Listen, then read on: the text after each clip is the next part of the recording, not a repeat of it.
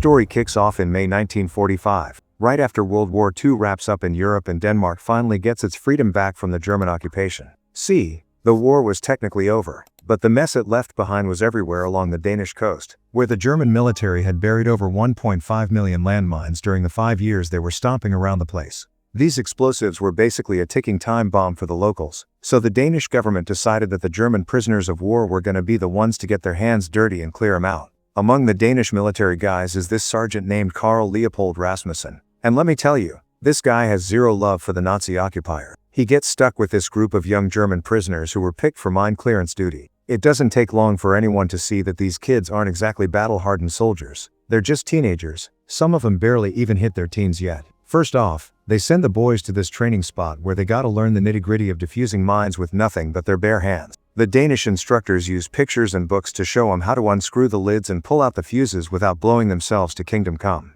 And this isn't just some classroom stuff. They eventually gotta practice on live mines in a tiny, cramped room just to prove they're ready for the real deal. The vibe in that training room is heavy, real heavy, as the boys take turns. The first kid goes in and actually disarms the thing, which lets everyone breathe for a second. But the second kid? He's shaking like a leaf. His hands are trembling so bad he can barely even hold the tools. He somehow manages to get the disarmed mine outside. But the third kid isn't so lucky. As the third boy tries to do the job, the mine goes off and takes him out right there in the room. The rest of the boys are just standing there in line, watching their buddy's body get hauled away, knowing they're the next ones to walk into that deadly classroom. That's their big welcome to the high-stakes job they're stuck with.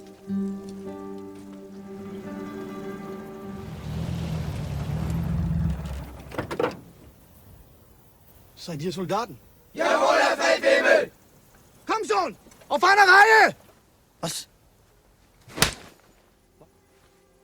After that nightmare of a training session, this squad of 11 boys gets shipped out to the west coast of Denmark. They're put right under the thumb of Sergeant Carl, who treats them like garbage and doesn't show them an ounce of sympathy. Carl marches them out to the sand dunes and points at the beach where 45,000 mines are sitting under the sand. He lays it out for them real cold. He tells them if they can each defuse 6 mines every hour, they'll clear the whole area in 3 months. Carl gives them his word that once the work is finished, they can pack their bags and head back to Germany.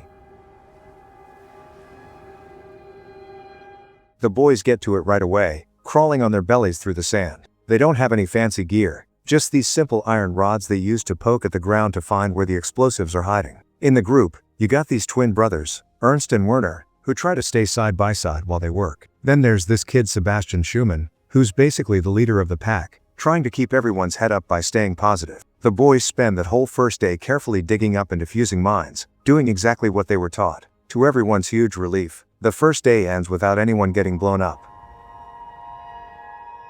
When the sun starts going down, they march the boys to a little wooden shack that's supposed to be their barracks. The place is a dump, no beds or nothing. The boys have to stuff cloth bags with dry grass just to have something to sleep on. Even though things are looking pretty grim, the boys spend the night talking about home back in Germany. They talk about what they're gonna do when they're finally free. Most of them are banking on Carl's promise that they'll be home in 3 months, and that's what keeps them going. But one kid isn't buying it. He thinks the Danes are never gonna let him leave. He figures Carl is just using him and has no plan to let him go. Sebastian and the others try to shut him down, wanting to believe that if they work hard, they'll get their lives back.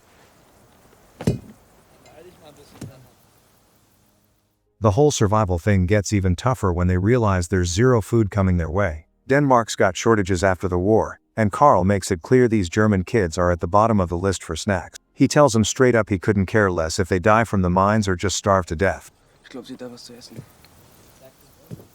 Ernst is so hungry he notices a little Danish girl playing with a doll near the dunes. He goes over, starts a conversation, and sees her doll is busted up. He uses some cotton to bandage the doll, trying to get on the kid's good side. When the girl's mom calls her home, Ernst takes his chance and swipes a loaf of bread from the kid. He hides it quick and brings it back to the shack to share with his brother and the rest of the crew. It's barely anything for 11 people, but it's all they got.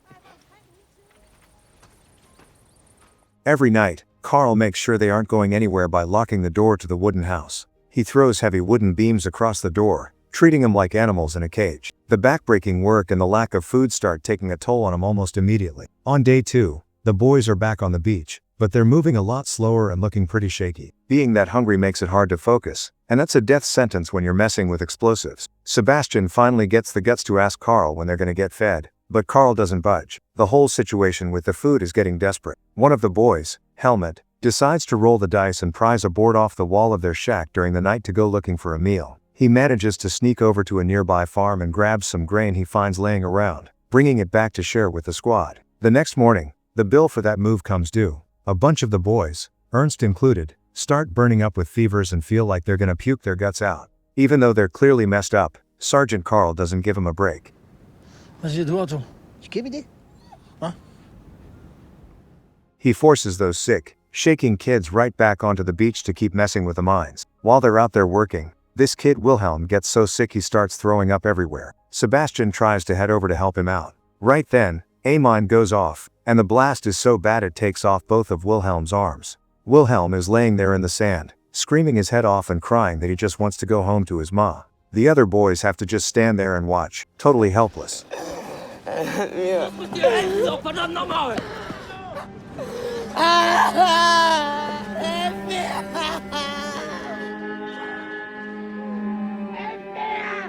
Ernst starts screaming for help toward a farmhouse nearby, but the woman living there just slams her door shut, like she doesn't even care that these kids are suffering. Carl is sitting in his room when the mine blows, and at first, he acts like he doesn't hear a thing. But then Wilhelm's crying for his mother finally gets to him. He heads out to the beach, gives the kid something to knock him out, and takes him to a field hospital. After that, pretty much all the boys start puking their brains out. Helmut finally admits to Carl that they ate some grain from the farm because they were starving. Carl goes and confronts the woman at the farm, and she tells him with a big smirk that the grain was full of rat droppings. Carl goes back to the boys and tells them to get down to the water. He makes them chug seawater until they throw up every bit of that nasty grain. Then he hoses them down, which is the first time he shows even a tiny bit of humanity toward him.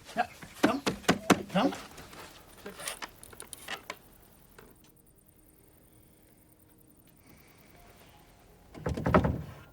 Later on, Carl goes to the hospital to see how Wilhelm is doing, but a nurse tells him the kid died right after he got there. Feeling bad about the fact that they were starving on his watch, Carl decides to do something. He swipes some bread from the military supplies to bring back to the kids. When he gets back to the shack, he leaves the bread by the door, wakes him up, and walks away so it doesn't look like he's the one being nice. The starving kids find the food and inhale it. To keep them from losing their minds, Carl lies and tells them Wilhelm is doing great and will be heading home soon. Kann doch nicht hören, hab ich das verstanden? Jawohl, Herr Feldwebel!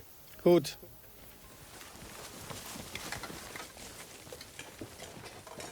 Since they're down a man now, the workload for the rest of them goes up. Carl tells them they gotta disarm 8 mines an hour instead of 6 just to stay on track. But since they finally got some food and think Wilhelm is okay, the mood around the camp gets a little better for a minute. The boys keep working and talking about what they're gonna do later, feeling like they're making up for what the other German soldiers did during the war. Sebastian even builds this gadget to help him find mines faster and safer. Carl lets him use it, showing he's actually starting to respect these kids.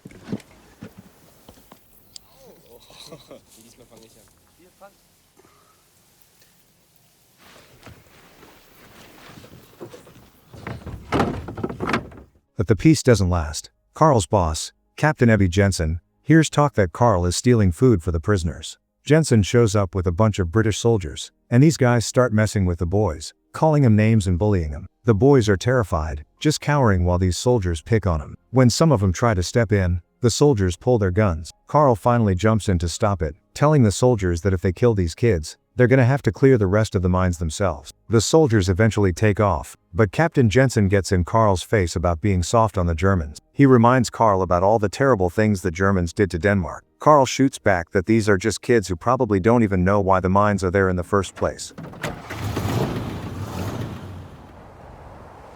The next day, the boys are back at the minefield, stuck in that same old grind. Sebastian finds a double mine. That's a nasty piece of work where one explosive is buried right under another one just to kill the guy trying to fix it. He yells at everyone to watch their step, but not everyone hears him. Werner is working nearby and he's feeling good because he just finished a regular mine. He doesn't hear Sebastian's warning or his brother Ernst calling out to him. Werner moves, hits the double mine, and, boom, he's gone in an instant, nothing left.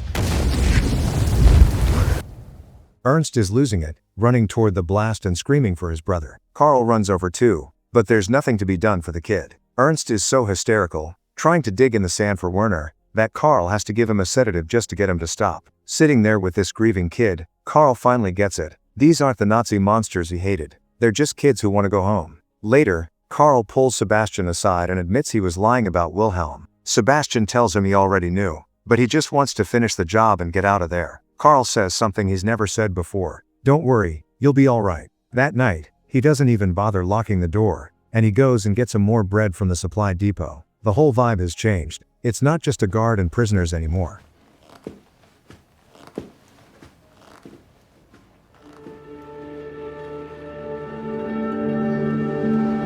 The next day, Karl gives them the day off so they can try to get over Werner's death. They spend the afternoon playing soccer on a part of the beach that they already cleared. For a second, they're just kids again, and even Karl gets in on the fun.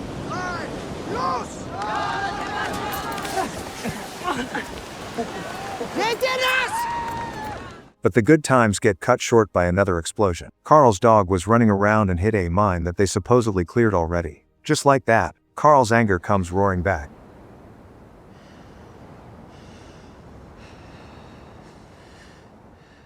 He feels like they played him, like they lied about the beach being safe. He goes right back to being the mean, hateful guy he was when they first met. He gets in the face of the kid who was supposed to keep count, and the kid swears they did it right. Karl isn't having it. He treats the kid like garbage, making him kneel and bark like a dog. Since he doesn't trust their work anymore, he tells them they gotta re-clear the whole area. When one kid speaks up about how unfair it is, Karl just starts slapping him right there on the sand. To make sure it's actually safe, Karl makes the boys link arms and walk in a line. He makes them march across the cleared zones, basically using them as human guinea pigs to see if anything blows up.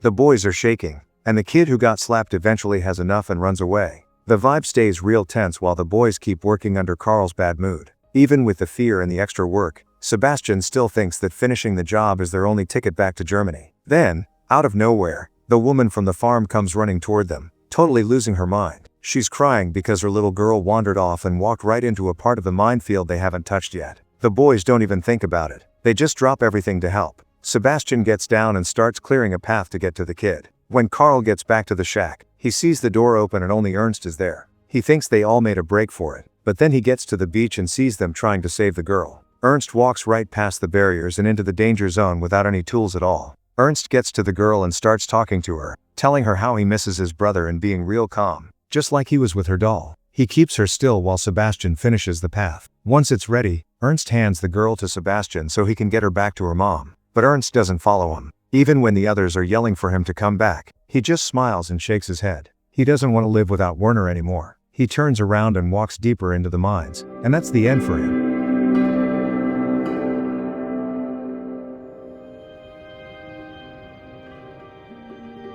The remaining boys are a wreck, and even Sebastian, the tough one, starts crying. Seeing that kind of sacrifice and guts makes Karl soften up again. He tells Sebastian they're almost done and they're definitely going home.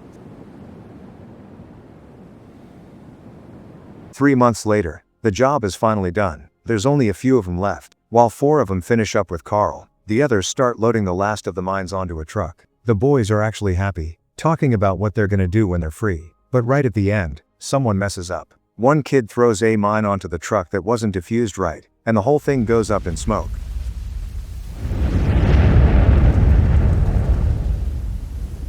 The blast is huge, and everyone near the truck is killed instantly. Karl and the survivors run over, but it's just a pile of junk. Only 4 boys are left: Sebastian, Ludwig, Helmut, and Rodolf.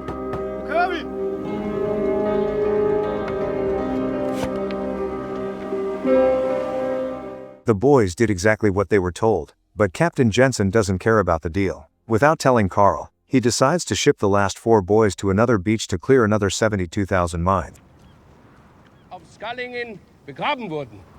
Karl is fuming when he finds out they're being sent on another suicide mission. He gets into it with Jensen, trying to get him released like he promised, but the brass won't listen. Karl isn't gonna let him be sent to their deaths. He intercepts the truck carrying the 4 survivors and drives them himself toward the German border. He stops about 500 meters away and tells them to run for it. As the 4 boys book it across the field toward home, Karl just watches them. He broke the rules, but he saved his soul. He finally got rid of that hate he was carrying, and the boys disappear into the distance as they cross back into Germany.